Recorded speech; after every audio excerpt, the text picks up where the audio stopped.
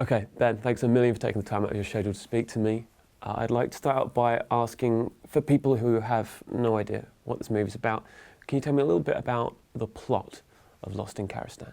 The film Lost in Karastan, it's a blackish comedy about a film director who's a bit hard on his luck. He had early success in his career, had a great start with his first couple of films, but now he's kind of hitting a sort of low point. He's in the doldrums, can't think of a new project, running out of money, can't even pay his cleaner, and is needing inspiration or some stroke of luck, and it arrives in the form of a phone call from a film festival in the distant country of Karastan, the Autonomous Republic of Karastan, where they're inviting him to a retrospective of his two films at the first edition of a film festival.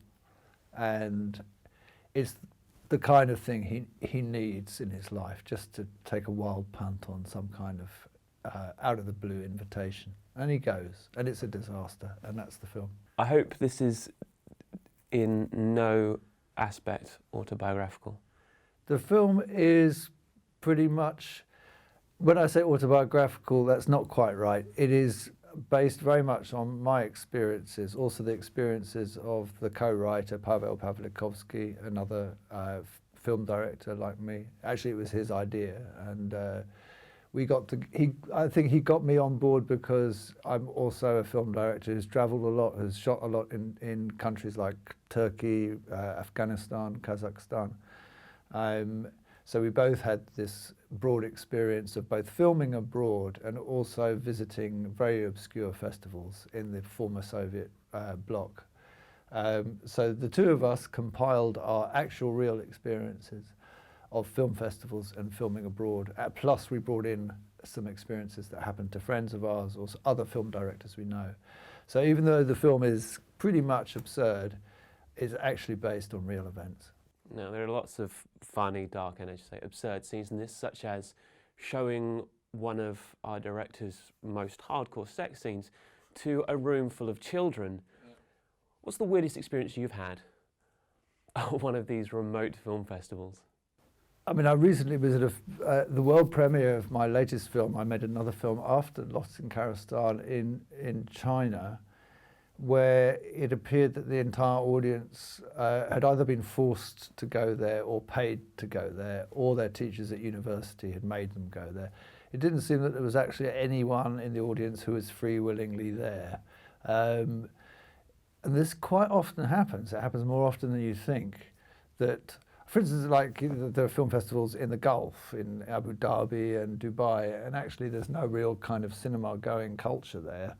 And when George Clooney turns up, they need lots of people to line the red carpet and clap. And most of those people are paid extras, you know, and the people in the audience are often kind of, you know, given incentives to turn up in the form of money or some kind of, you know, free popcorn or something like that. It happens more often than you think. Let me ask about where it was filmed, because you seem to be in quite a remote location, which throws up a number of challenges. We decided to film in Georgia, the Republic of Georgia, not the United States, because... It would be a different movie. It would be a different movie. It's a very beautiful country with wonderful landscapes, mountains, deserts and so on, but it also has very beautiful towns, centres, but the centre of Tbilisi, the capital, for instance, is surrounded by these kind of Soviet housing blocks that have not been particularly well maintained in some cases. So it's exactly what we're looking for, the feeling of a country that's collapsing from poverty and neglect, surrounded by very beautiful landscapes. For my final question, I'd like to ask what you hope audiences will take from Lost in Karastan when they sit down in the cinema and they look up at that screen? Well, I hope audiences will, first of all, have a really good time, and secondly, laugh a lot. And then there's the final take-home thing, if you can be bothered, you know, is to think about the relationship between cinema and power, because cinema has always been used by let's say fascist governments or, you know, bad governments in order to sell themselves with a smiling face. There's an element to the visual arts which is a propagandistic element, whether it's advertising a chocolate bar or it's a state making its own propaganda to hide the fact that it's killing its citizens or something like this. Film can be misused by people, and that's the kind of the underground, more kind of serious thing behind this absurd comedy that we made.